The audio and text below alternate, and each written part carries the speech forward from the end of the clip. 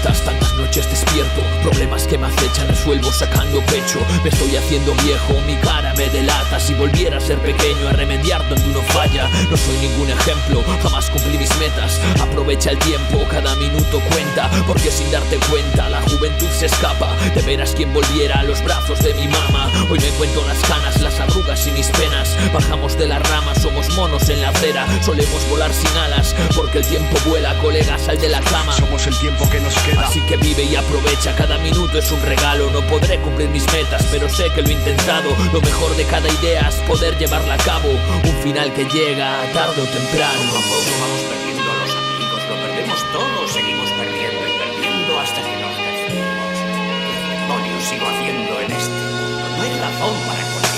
Con los dos demonios de tus hombros, odias que te coja el puro tiempo por la espalda. Fobia a todo lo demás, si solo buscas gloria. Esta es mi historia, esquivando mala gente buscas la victoria. Cada día, cada paso, cada hora, los momentos dámelos, yo los hago eternos. Sigues enfrente del PC para intentar comer una y otra vez y los botones nos apretan solos. Respiro por todo lo perdido, lo vivido, abro brecha. Quizá fue izquierda, no derecha.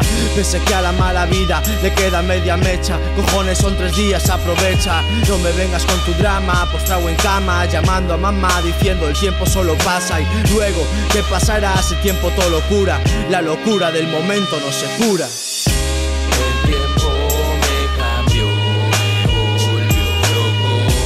Corazones de león quedan muy pocos. El tiempo me cambió, me volvió loco.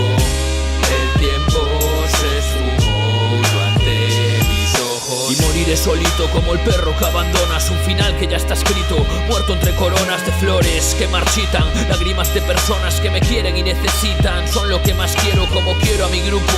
Nos creían muertos cuando nos vieron despiertos. Se murieron del susto. Quieren matar el talento de estos artistas ilusos, muertos de aburrimiento, enfadados con el mundo. Vivo mi momento como el último. Ando donde siempre con la misma gente. Soy el único que valoro lo que el rap me dio. Conocer un tío como tú y yo sin perder el tiempo. Claro que no. No te olvides del recuerdo y solo somos nosotros. Dime, ¿quién maneja el tiempo? Dime que estos dos no están juntos. No, querían guerra, yo les digo tiempo al tiempo.